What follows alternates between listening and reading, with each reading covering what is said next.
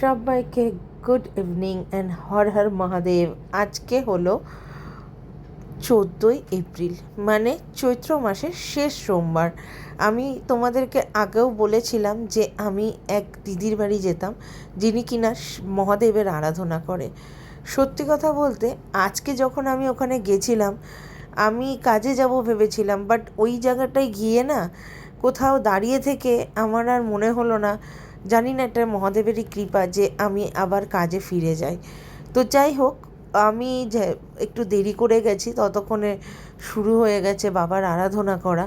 ওই যে সামনে যিনি বসে আছেন উনিই বাবার আরাধনা করেন।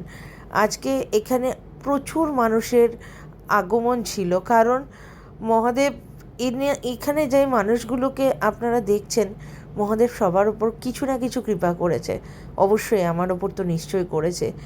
তো যখন আমি এখানে পৌঁছালাম, একটা জিনিস লক্ষ্য করলাম যে মহাদেবের অসীম কৃপা, যে আজকে সবাই একত্রিত হয়ে এই পুজোটায় আমরা কি বলবো, উপস্থাপনায় আমরা মানে তার সঙ্গে থেকে, দিদির সঙ্গে থেকে আমরা সম্পূর্ণ পুজোটাকে সুস্থভাবে পূরণ করতে পেরেছি।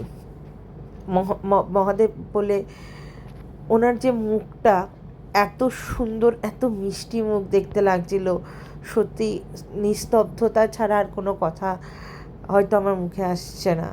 সেখানে দাঁড়িয়ে থেকে এখানে আজকে অনেক ভজন গান করা হচ্ছিল মহাদেবের আরাধনার সময়, বাট আমি হয়তো পুরোপুরি করতে পারিনি। এই যে ছোট্ট বাচ্চাটিকে দেখছেন, বাচ্চাটি খুব অসুস্থ। তো যাই হোক, মহাদেবের কাছে এসে বাচ্চাটি সুস্থ হবে এবং আশা করছি ভবিষ্যতে যেন তার পথটা অনেক অনেক অনেক শুভ হোক, ভালো হোক। তারপর দিদি শুরু করেন হোমযজ্ঞ করা। যখন হোমযজ্ঞ হচ্ছিল, এত সুন্দর লাগছিল, মহাদেবের সত্যি অসীম কৃপা ছিল যে এই যজ্ঞটা সম্পূর্ণ হয়েছে সুস্থভাবে, ভালোভাবে। বলে নাকি যে যজ্ঞ করতে গেলে অনেক কিছু মেনে চলতে হয়। যাই হোক, এখানে আমরা সবাই মহাদেবের আরাধনায় আমরা আহুতি দিয়েছি। আমরা সবাই প্রার্থনা করেছিলাম যাতে আমাদের সামনের বছর, মানে নতুন বছর, যেহেতু এন্ড অফ দ্য ডেতে আমরা বাঙালি, তো সবশেষে আমরা বাঙালি, তো যাতে মহাদেব যেন সবাইকে নতুন বছরটা খুব ভালো রাখে, শুভ রাখে, সবার যেন ভালো কাটে, সুস্থ কাটে। যখন আরাধনা করছিল সবাই, সত্যি চোখ ভরে আসছিল, সবার চোখে জল, চোখের কোণায় এক ফোঁটা হলেও সবার চোখে জল ছিল। কারণ আমরা যখন দয়া চাই বাবার কাছে, তখন প্রাণ ভরে শুধু চোখ দিয়ে জল বেরোয় আরাধনার সময়, আর কিচ্ছু না।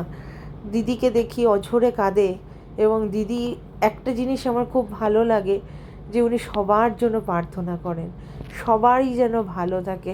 ওনার কিন্তু চাওয়া পাওয়া নেই। দেখো তোমরা, প্রচুর লোকের আগমন, আরও আছে যারা নিচে ছিল, কারণ জায়গাটা সত্যিই একটু ছোট হয়ে গেছিলো। তো সেখানে দাঁড়িয়ে থেকে যেটা বলছিলাম, যে ওনার সত্যি কোনো চাওয়া পাওয়া নেই যে আমায় এটা দিতে হবে, ওটা দিতে হবে।